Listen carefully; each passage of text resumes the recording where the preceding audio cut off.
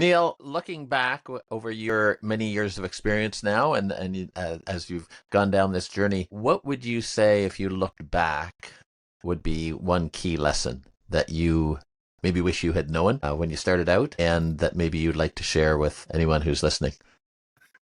In my 30s, I think I was an average manager and founder because I was of the belief that I had to be right, or that my opinions I had to exude leadership by knowing what the right play was always.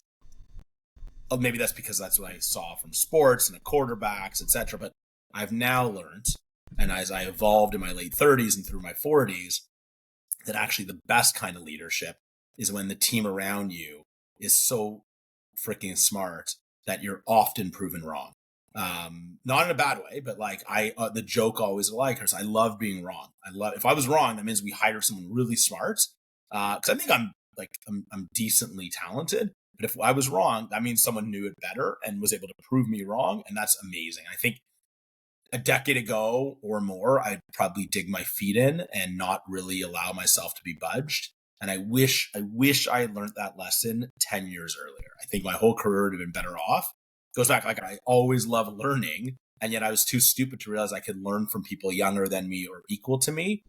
I only thought I could learn from people older than me or more experienced. Now I know, looking back, that like you can learn from everyone. You learn from every customer, every employee, every team member, every supplier, every partner, everyone in your day to day. Where did the change come that you said, you know what, I don't need to be right all the time anymore?